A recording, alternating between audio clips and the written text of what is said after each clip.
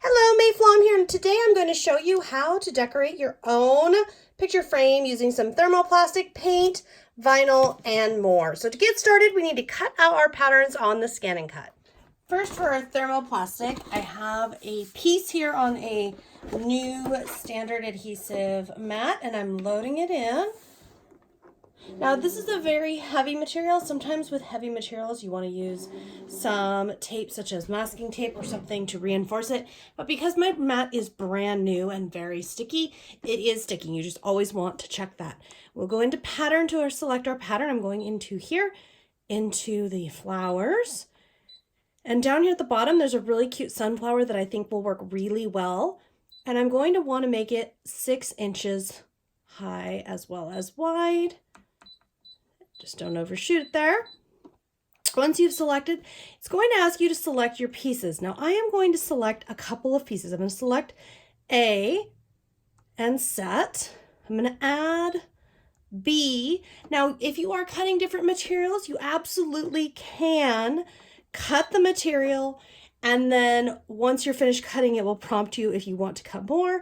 I'm going to cut all of these, not the smallest pieces, but I'm going to cut this larger piece. Actually, you see how this shows us which piece it is. I think I actually would prefer the middle piece here out of, no, I think I do like the largest piece. So anyhow, I'm going to select all of these pieces, and looking at my sheet, it's about 1/2 inch away from the edge on either side. So I'm just going to go ahead and pull these guys inward just a bit, and then I'll move this here. You can move this however you would like, and once you are ready, you will say okay and cut. And at this point, I will show you here, you can see 2-minute cut, half cut is off. We are all set to go, and the ScanNCut the auto blade will test, measure, and cut these pieces for us. As you can see, and as I mentioned, it will prompt you if you have more cuts to make. If you select the next part, it will bring you back to the screen. And this is really useful because it's keeping all of your measurements the proper size so that everything will fit beautifully. However, we do not need that, so we can remove our mat. And as you can see, these pieces pop out beautifully, and this is a very thick thermoplastic, so ScanNCut DX does a really great job cutting these all out. Now these will all need to be painted and formed and all of that, which we will get to in a moment, but first we're going to cut out our vinyl leaves. Now I have some vinyl loaded onto my mat. This is just sticker vinyl. You could use any color you would like. I'm going to go in here now and pick a pattern. There's a really pretty leaf pattern here that I like. I'm going to make it about 4 inches, maybe a little larger, but I really want this to be not too big. I don't want to take the chance. Now, if you really are concerned about how large it is or if it's going to be far too big or far too small, what you can do is run a test cut. I'm fairly flexible because some of these pieces I will actually not be transferring because I want part of the design. So we can look at it and edit all of that in here in Object Edit. In fact, right here, I'm going to add one because I really do need 2 of them. And if I wanted to get a sense for how these were going to look, there's a couple things I can do. First of all, I want to reverse this. And what that does is it gives me the mirror image so that my little leaves here are going to be at different angles coming off of our flower. And I can play with rotating this, not just for cutting purposes, but just to help me visualize. My flower is going to be, well, not this big compared to this, but over here. How do I want these little flourishes and leaves to look? And then once I'm happy with this, I actually want to, let's see, there we go. I actually want to put these fairly straight up and down the center of my piece here, and then okay. Now when we go to cut, we're going to select cut, but there's one additional step here for our vinyl. We want to put half cut on, which is here. Just click on for that, and what that will do for us is cut the vinyl but not the backing, and start.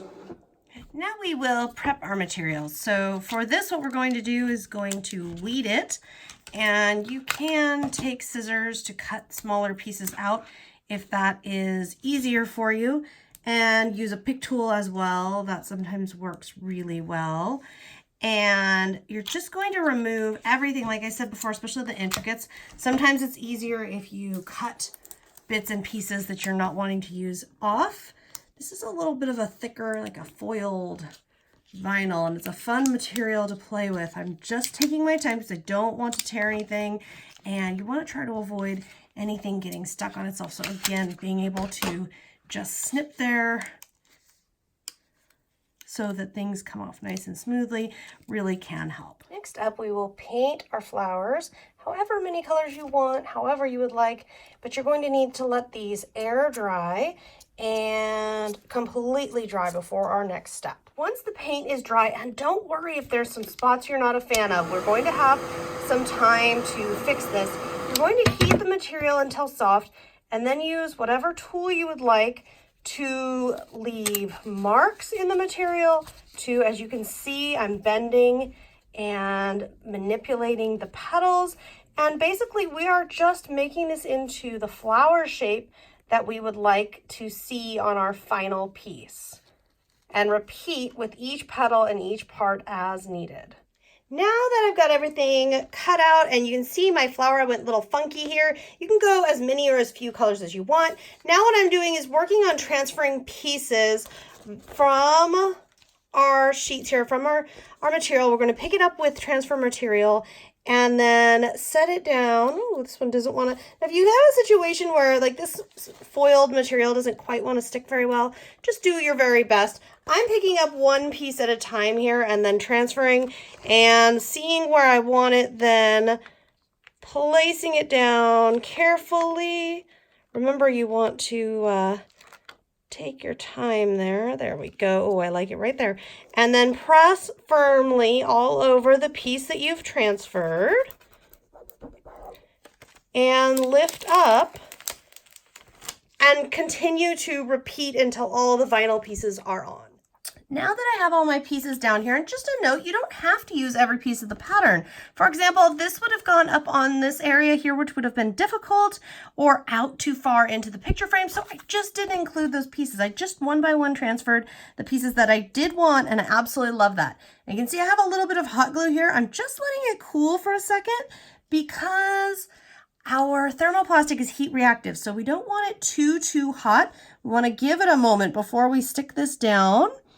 And then I'll find my spot here, just so, and press and hold it just for a second. And then I am going to put an amount of hot glue here in the middle. I think that should be just fine for our center there. And then what I am going to do is, this is going to be really fun. So I thought it would be really cool to put small buttons and things. Now remember, be very careful with hot glue. Don't let, if you're having a child help you with this portion, to gift it to someone, maybe a grandparent or something, you don't want to let them handle the hot glue. You can hurt yourself very easily. So be very careful with your hot glue. And as you can see, I'm just kind of pressing different things down into here. If you get hot glue strings, don't worry about it. They'll go away and you can easily get rid of them as well after everything is coming together. So I'm just going to put kind of an assortment of little buttons here and stack them up. Once you have all of the little bits and pieces, isn't that cute in there? If there's anything else you'd like to do, you can. For example, I was looking at adding some glossy gel medium here to make this more shiny and less matte finish. And that's certainly optional. If you wanted to add additional, say, glitter glue or other things to the frame itself, you certainly could. If you wanted to paint more things, you certainly could. Anything you would like, but you can see how the ScanNCut really helped me create a memorable, one-of-a-kind frame that's super fun and is now just awaiting the perfect picture to put inside. I hope you've enjoyed this tutorial.